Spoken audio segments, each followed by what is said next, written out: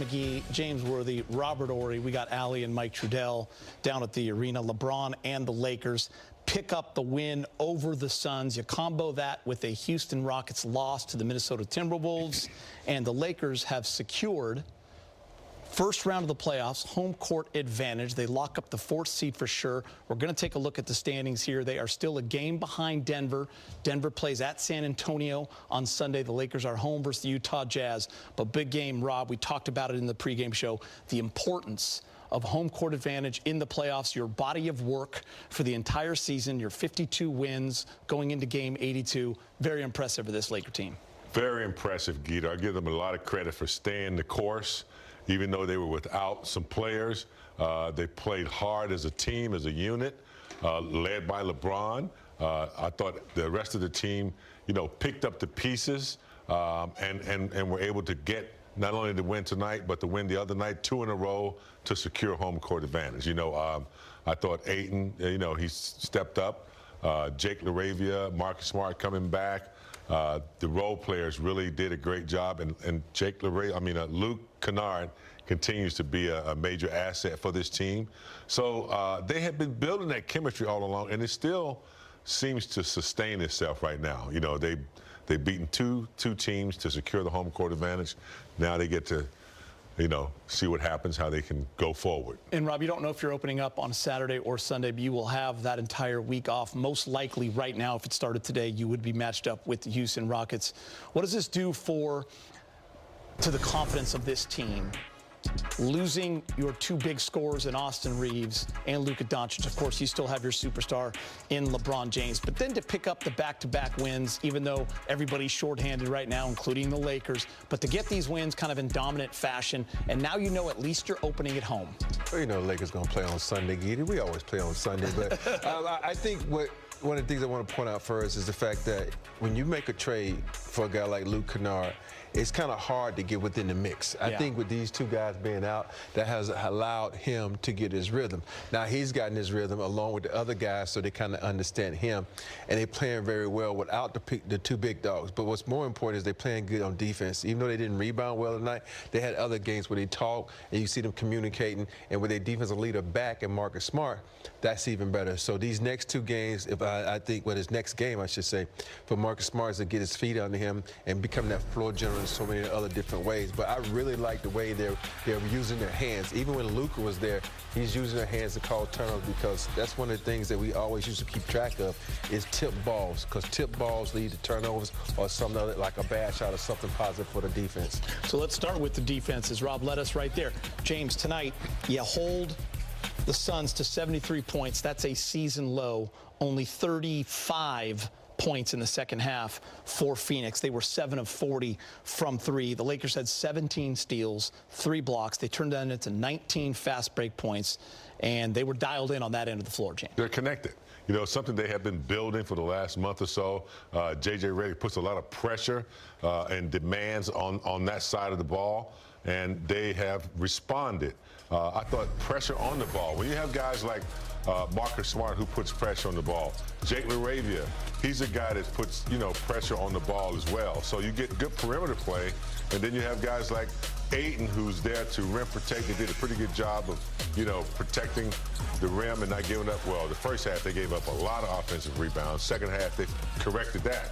So defensively, I think they know that's what gets them going. It kind of dictates their offense, Geeta. And tonight was a great exception. And, Rob, when you look at LeBron James, and we're going to show you the 3 games that he has played without Luka and AR, those guys go down. You turn the ball over to your 41-year-old in his 23rd season. It doesn't matter if he's in his 3rd season or his 23rd. He is going to prepare the same way, and he's going to play the same style of basketball. This is nothing new to him. He's averaging 28, shooting 60% from the field, 46% from 3, almost 13 assists and 8 rebounds. I think sometimes we forget how good he was when AR was out and he had to do a lot of this similar things. and now we got both those guys out. I mean, he's going to get more touches. And he's such a dynamic scorer. He's such a great passer. He's putting the defense on their heels in so many different ways. You know, I'm not going to say he's the greatest, you know, getting the shot off as a Luka is, but he is just as dangerous. And I think sometimes we look at his age and the number of years he's been in the league and think, oh, he doesn't have it. Oh, he still got it. You know, even at this age, he's still better than 95% of the league. And so for me, when you watch him play, he's still able to attack, put the pressure on the defense, and when you collapse, he's still able to find guys with open passes, and you just love his way he plays with such an energy and such an efficiency of like a young kid. And James, it's the variety of ways he's scoring too. He's getting 2-3 dunks in the lane, on people, on fast breaks. He's hitting the bank. He's getting the mid-range. He's bully ball. He's also stepping back and hitting the threes. And of course, he's 12 assists again tonight. So that puts him over 12K. Only a few guys have done that in the history of the league. He also added 4 steals. Yeah. Tonight. You're talking about, you know, a guy that's 23 years, Geeter. He's got a huge bag of tricks. You know, he's learned a lot. He's experienced a lot, you know, a lot of playoff experience. So he's seen it all. And, you know, he works on his game relentlessly. So he has more experience, more moves, more basketball IQ than anybody on the floor. So when he brings that, he's going to be successful when he's in shape, when he's, you know, not injured. He's in, you know, big, playing bully ball. That's what I like. He takes them in the paint and punishes them. Then he can go back outside and shoot the three, handle the ball. He's doing it all for this team right now. How important is his playoff experience for this team, especially starting that series without the other two? It's very important just for the fact that they need leadership. And sometimes in playoff games, emotions are going to run high. And you got to have a guy who can calm the situation down. You think about all the playoff games, #1 of all playoff games, #1 all time. And he's been through every situation, like James says. He can get the guys under control, and also he can go in and coach if he needs be. Because he's, like you just said, he's seen every situation. And when you got that extra guy on the floor that sees things and can go to the coach and say, hey, this is what's happening, that's beneficial for the team. And when he's able to tell people what to do, it makes it easy, because if you don't have to think in this game, it makes this game a whole lot simpler. Also, in addition to that, you know, you have LeBron with the most experience, but also when you bring over Marcus Smart, who's Defensive Player of the Year, been to an NBA Finals, a great guy that's been to the finals with the Celtics. And, you know, he also brings, you know, another dimension to add with LeBron. I think they go hand in hand. They trust one another's leadership. He's another asset as well. Rob, I'm glad you brought up Luke Kennard in the open, and you brought up a great point about fitting in with this team, and now we're seeing even more in these last 3 games. He's been super impressive. 6 of 12 tonight, 19 points, went to the line 5 times. You mentioned shooting the technicals. He's 5 for 5 there, 2 for 4 from 3. But also another game with 3 steals, so he's doing it on both ends. But I think, Rob, what I noticed pretty quickly with him when he became a Laker, because before you're only watching him in a different light, you know he's a great 3-point shooter, his decision-making with the basketball, his ability to go off the dribble, and JJ mentioned that the moment they got him. I think, to me, that's the most impressive. What kind of jumps out for you? I think when you think of, like, guys like him, Klay Thompson, they shoot a lot of threes. And then you're like, can they dribble? I didn't know this guy had the skills like that. He's able to play point guard. He's able to get guys involved. You just showed that highlight there where he kind of faked it and hit a little bounce pass to LeBron for a dunk. Those things I never knew he had in his bag. And so that's going to be great for them, because they just don't have to depend on those other 2 guys. Now that you can trust him, and now you see what he can do. Guys, I'm sure a lot of guys he's playing with probably like, I didn't know he had handles like that. I know you can see it in practice, but practice ain't the same as a game. For sure. And so now you see in the skill set, and when you start to believe in him a little more, and now you start to do things like, oh, he can handle the ball. Now I'm going to cut back door. I'm going to do these things, because you know he has the IQ to go along with everything else. Really high IQ, and he knows guys are going to try to rush him off the 3-point line. And then he's able to get in the lane. And, James, I've noticed, too, he's at the right hand, the left hand, soft touch around the basket. He's got the bank. He's got the floater. He's got more in his bag than I think people realize. Yeah, he's very talented, Geeter, and, you know, a great shooter. You know, and Didn't he break LeBron's record in Akron, Ohio for something? Yeah, points. And points? Yeah. So I think he's always been able to put it on the floor. 10,000 yards. A little bit, but he hadn't had to because he's a spot-up shooter. I think he's a quarterback. Really? Yeah. So he's savvy. Well, if he was a quarterback, then, you know, he has some talent. And, yeah, I didn't know he could put it on the floor as well either, but a point guard, he's been playing for the Lakers, and he's thrown lobs. He's made the great decisions on passes.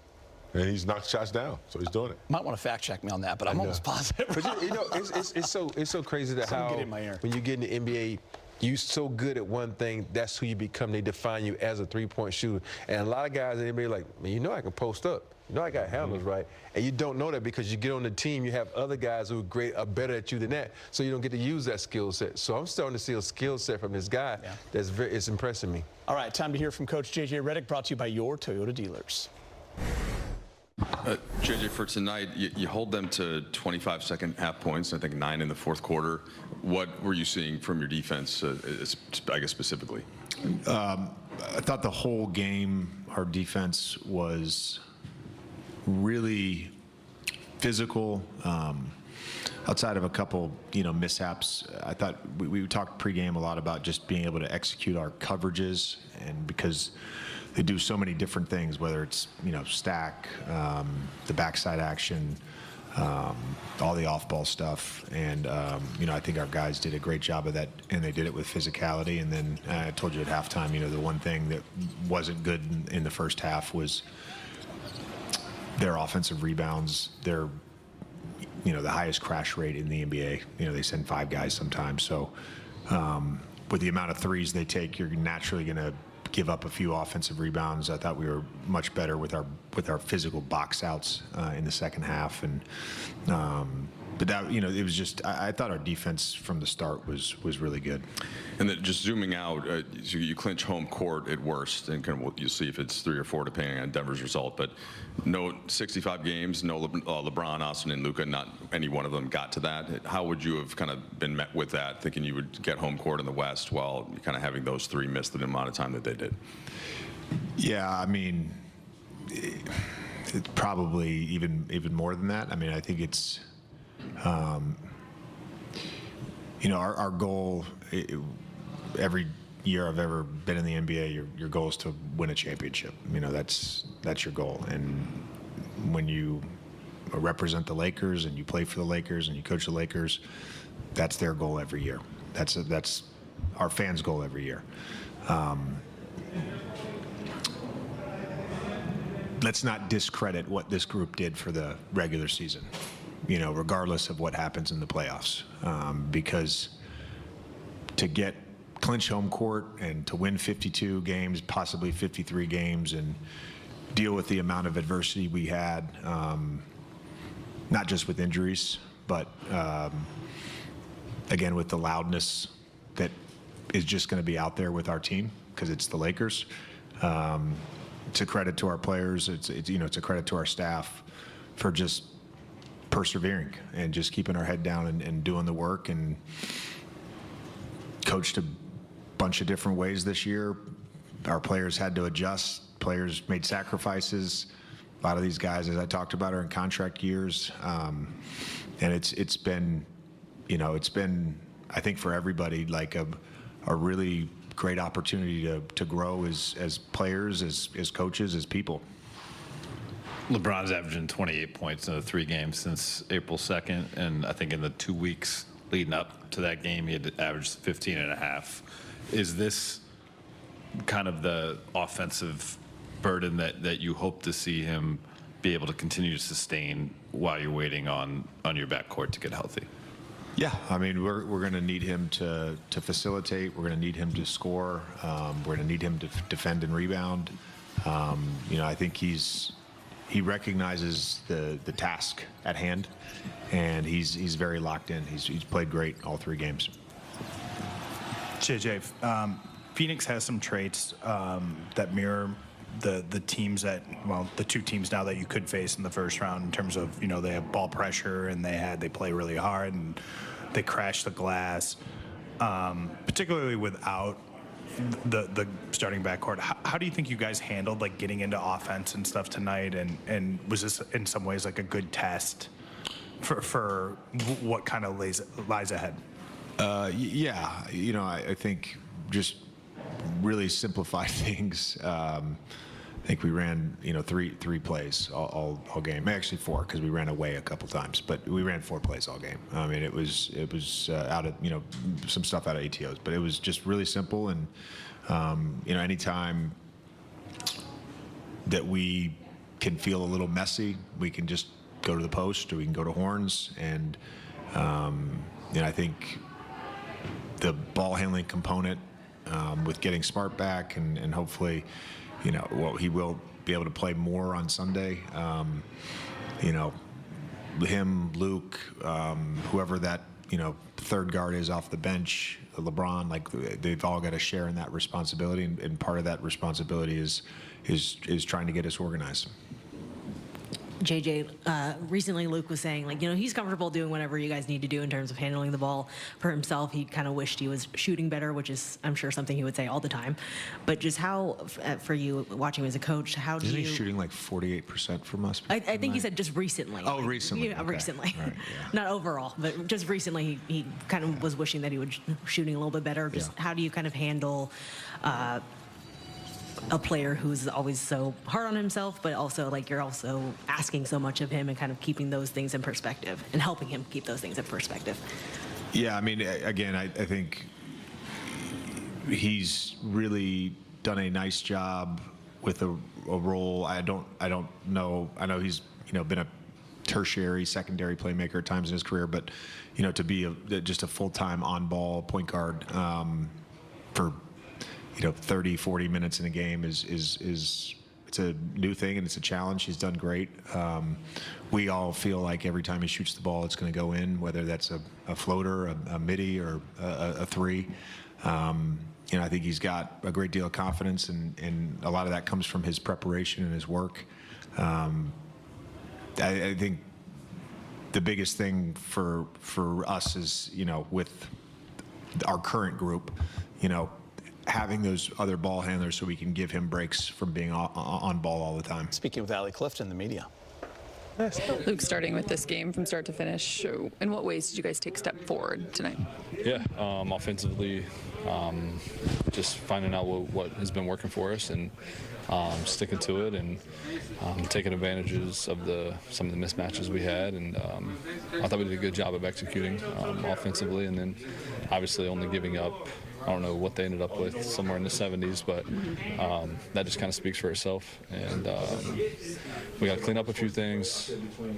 Gave up a lot of offensive rebounds. Kind of finalizes where you guys are in the postseason, but you do secure home court. What does that kind of do for the mentals when you think of what's to come? Yeah, it's great. Obviously, the last week has been, a big shock to everybody with all the injuries and stuff. But to come out last couple games, get 2 big wins, solidify us being at home to start the playoffs it's huge for us. It's huge for, it's what we wanted to do, wanted to accomplish, and getting that done is big for us. JJ said pregame that he feels like every team out there that still has seeding to be determined will want to play you guys. Can you guys flip that to be like a us against the world type of thing? They're underrating us, they're overlooking us. Yeah, I mean, I guess you understand why people are saying that. You're missing 60 points a game. And yeah, it's definitely out there, and I'm sure people are thinking about that and what we're missing. But we also have him, and the way he's been playing and leading us has been incredible. And obviously, we're going to need him to continue to do that. But I think these last few games, everybody's starting to get a rhythm. We're starting to figure out what playoffs are going to look like for us, rotations and all of that. And guys are getting more comfortable with it, and we're playing well together, and it's been fun. So, yeah, I think no matter who we play, we're going to be ready to fight from day one, game one, and they got to come here first, no matter who it is, and I think we're going to look forward to it. Luke, considering how your role has changed in the last bit, you just brought up playing alongside LeBron and the way he's playing, especially right now. Is there a gratification moment for you, considering your history with him and how long you guys have kind of gone cross paths in that way? Yeah, it's definitely a full circle moment for sure. I mean, it's when I was in high school playing for his AU team, and now sitting next to him in the locker room, we're running a lot of two-man action in a game together. So yeah, it's definitely something I don't take for granted, and we're finding something that's been working for us, and it's exciting to do. Obviously, it's a special opportunity for me, and something I've been grateful for since being here, and I'm going to continue to grow with him out there and try to find things that'll work for both of us, and yeah, it's been a lot of fun. What's been the key to this group dealing with sort of that initial shock of losing, AR and getting to the point where you are right now? Yeah, I mean, obviously those first couple games were tough. We played lineups that haven't played together all year, and then obviously since I've been here. But I think just finding the rhythm, just being professionals, finding out what works, different lineups, guys playing different roles, and just taking the opportunity to get better and learn what we can do and what we can be, and but just also having belief in what we have still. And we got a really good group, a close group, and I think that can take us a long way. Laker fans, time to celebrate. Your Lakers won the game, scoring 2 free tacos with any drink purchased from Jack in the Box tomorrow. Just ask for the Lakers deal when you order. Valid only at Los Angeles restaurants. Go Lakers and go Jack. LeBron James speaking with Allie Clifton in the media. LeBron, just big picture-wise, securing home court, when you think of the postseason for this group in particular right now and how you guys will be starting, what kind of a difference does that make? I mean, we see. Obviously, we're going to be able to feed up our crowd. That's going to be great. Have home court. That's great for our fans. But, the game is played in between the four lines, so it doesn't give us an advantage. It's about, what you're doing between the four lines. So looking forward to that. How do you feel like you've handled the shift back to the primary option in this limited amount of time and in this last week? And how do you feel like you have the rhythm as you move on? I'm not saying whether you can handle it or not. I'm just saying, how do you feel like it's gone for you thus far? Like, I don't know. I don't know. I mean, we averaged 28 high efficiency, close to 10 assists, 2-1. Sounds pretty cool. Sounds pretty good. I would love to get that 3-0 nod though. But just trying to make plays. I had to tap back into a role that I've been accustomed to in the past, but obviously it wasn't what it was this year. So, but circumstances has put me back in, and I'm just trying to feed off my teammates feeding off of me, and just trying to make things happen for us to continue to stay afloat. What would you say this team needs from you the most during this stretch? I don't know, just stay even keel. I think at the end of the day, you don't want to get too high, you'll never get too low. Obviously, the postseason is going to bring so much more intensified moments. So, just staying even keel, using my knowledge of the game, the way I approach the game, the way I lead the game. So, the guys going to lean on me, and there'll be times when I lead on them too. So, it's a collective group effort, both on and off the floor. Ron, what's it like having Marcus back out there with you guys, and what does he bring to this team? He's just a winning player. He just makes winning plays. I mean, they just solidified the play that he had out there with Maxey. When Maxey dove for the loose ball, Marcus got him involved into it, was able to get the loose ball, give it to Vandal for a dunk in that third quarter. That's just what he just makes winning plays. So just to have him out there, just a good player, for our club, and he's just always around the ball. Always around the ball defensively. He's going to be there, and then offensively gives us another ball hand, another guy that can control the offense as well. Ron, what's something about what it takes to do this at the highest level that you think the average fan of the NBA doesn't understand? It starts way before you get on the floor. Obviously they see us once the game is, going, the popcorn has been popped and the lights are brighter, but it takes so much more like sacrifice and discipline and things over the course if you want to be really great at this, and if you want to do it for a long period of time. It's so many hours that you got to commit to it. There's so many things that you maybe want to do that you can't if you want to be great. But everybody's journey is different. I'm just speaking of my journey, but I do think that the game gives back to the ones who put the time in and commit to the game. That's just the game, guys, rewarding. And we don't cheat the process. I think that's what it's all about. I know you've spoke highly of Luke, but can you quantify what it is he's actually having to take on and why he's been able to make it look so seamless? Because he's just a ball player. He's just a ball player. I think he was probably put into a role, throughout the course of his career, but he's always just been a ball player. If you ever, I know a lot of people don't watch him throughout his name, but I had the luxury of it because he actually played on my AAU team, and we played him in all different positions. And even in high school, I think a little bit at Duke, they put the ball in his hands a little bit, but it kind of started to shape then. And he got into the league, and it kind of just shaped him just kind of being people just kind of giving the narrative of just being a shooter. But he does so many more things. He can handle the ball. He can rebound the ball. He can make plays. He can shoot, but he just does so many more things. And what we're missing right now, we need it.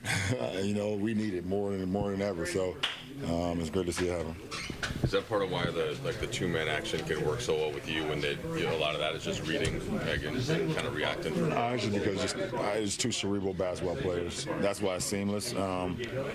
He's smart as hell. I'm smart as hell at this game, and for us to be able to, it does seem like we've been playing for a while, as teammates. But that's just the knowledge of the game. Then there's one on the back-to-backs, and not to go through the whole unprecedented age thing, but if somebody's at a gym on a treadmill, and at a certain point you stop pressing up, to sprint, because sprinting sucks for most people, right? Where do you decide to always just keep that hitting the button up? I don't know, just trying to squeeze as much of the juice as I can, to as dry as it can be, for me. And I've been given the opportunity to play the game that I love and try to do it at the high level, and I've tried to commit to it, and the game is given back to me. So I'm tired as hell now. I can't wait to get home. Can't wait to get some to eat and go straight to sleep. But the game called for me to be in action tonight and also last night and possibly on Sunday as well. And then we get that week before the postseason. So looking forward to it.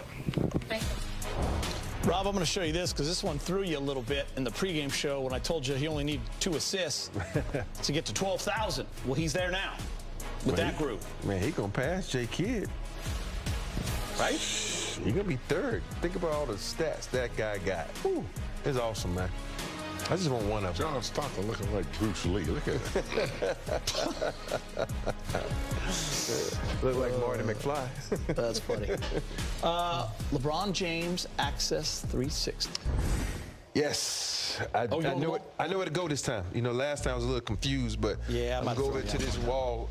Oh, there it is. Okay, on this breakdown, we're going to show you what LeBron is still able to do at 55 years old. All right, right here you got Luke, on the post, doing the high post. If you're not the post, over there to the Black Samurai. Now, LeBron has a one-on-one situation what he wants. He has a mismatch. What I'm going to do, I'm just going to take it down to the block and then just jump over you and use the glass. Sometimes you just can't stop stuff when you're too short. You're going to do the too short. And now I'm in my same position where everybody's watching me. Now I can just dance with you right here. Put you on little skates. Now I got my back to the basket on you. And this is one of his patented moves. I saw this a lot of times with Dream fading away right here, but LeBron has patented making a little bit better than Dreams. Now we off to the races. That LeBron is asking for the ball. Black Samurai gives it to him, but this is the best thing. You know what? He has a lot of people he can get his rock to, but he's going to give it back to you. You know what? Since you saw me, I'm going to give it to you for the 3. Come on, knock this down. RH for the 3. And this was a great block by D.A. This is my favorite player of the game. Now we got Luke Kennard. I didn't know he had this kind of skill set handler. A little hesitation. LeBron, you want to try to overplay me, but LeBron's too smart for that because I'm just going to cut backdoor with this backdoor cut right here. It's going to allow him to get one of his easiest baskets of the night because nobody's going to jump with the king because he's either going to dunk on you or embarrass you. We all seen the plays throughout the years where he just dunk on people and embarrass them. So that was just a great move by the whole team there, showing LeBron's capability to do things things at 53 years old. I'm kidding, LeBron. You know we love you, man. He's still high IQ, and that's what you got to understand. You can have a high IQ. Your athleticism might decline by this much when you come into him, but you can still play the game at a high level. Yeah, his conditioning and the fact that he's been on point with it, in great shape all the time, I think has serious injuries. He's had some nagging injuries over his careers, but I think the way he prepared his body to be able to perform the way he does, Geeter, it's just a credit to the way he treats his body, whether he sleeps in chambers, the way he works out. He's really got the formula to the game, to longevity, IQ, to playing with players he played against their dads. It's crazy. What he's doing is still achieving records, breaking records still. I don't think we've ever seen anybody like him in the NBA, like breaking records, longevity, performing the way he is at 41. I've decided Father Time's the one that's tired. Because he's used to knocking people out so quick and having no problem, and LeBron's just going toe-to-toe. He's never gone this deep into the fight. Father Time going to have to call his sister. Podium. What's it been like just kind of trying to get the ankle right since that Orlando game, and how did you get it to the point where you felt like it was ready to go tonight? It's been stressful, honestly. Me as a competitor, seeing my guys out there and not being able out there to help, especially with things the way they are now. We're down bodies. It's been tough, but I've been just everybody, the organization, players, coaches, just giving me full-time support. No rush, take your time whenever you feel ready. Get back out there. But there was no rush, and the training staff, we've been doing everything possible, day in and day out, to try to, I guess, expedite this without making sure we're sacrificing other things that can cause the ankle to flare up, and we'd be back at square one. So we felt like we passed all the tests, we went through all the X's and O's, and everything checked out, and get out there and give it a go. And today felt great, so I should be back out there again on Sunday. And of course, a lot happened right during that time period where you were off, and most notably with Luka and Austin. How having you watched that, knowing what your skill set and how do you think about the role that you're going to have to play and how that might evolve a little bit? Yeah, definitely. Austin and Luka, they're our engines. Everybody knows it, and it hurt. It hurt us. It hurt our morale. It took us a little time to get ourselves back together, but here comes Vando. But we trust in one another. We talking through it. This is new to us as well, and we're trying to figure it out together. But we constantly are seeing that and doing what we're supposed to do. With that being said, that means everybody has to step up their roles. Everybody has to step up their play, and then myself included, which is going to be, I'm going to have to play even more both ends of the floor, kind of like I did tonight, just being that initiator, getting us in offense, finding guys, and then finding the right spots for myself as well. So Western Conference standings, and Rob, James, Lakers now can make a decision on how they want to play the last game against the Utah Jazz, because they have secured home court advantage. You're going to have 5 days off going into the playoffs. You're not sure who's going to play for the Nuggets and Spurs. You can maybe move up a spot. So Lakers have a chance to maybe not play as many guys as either. We'll see, James. Yeah, it'll be interesting to see what the coaching staff decides to do, but they have done what they needed to do, and that is to secure home court advantage. They have that, so they can take this last game and see if they can move up. That would be not awesome, but as of now, they've accomplished what they needed to. And they did it winning back-to-back games, right? Oh, yeah. And what I love about that back-to-back game, LeBron James came out with more energy than anybody. Yes. And he has more years than anybody. So that lets you know what his focus was. You were saying we were watching the game, you're a guy that needed a little rhythm, so you were okay playing 20, 22 minutes if you needed to, just on a game that was kind of meaningless. Yeah, it's all about a rhythm, especially for guys like Marcus Smart, who's just getting back, guys like, LaRaven, who's been off. You need that rhythm. For Big Game Rob and Mike, Dieter, thanks for watching, and so long. We'll see you Sunday.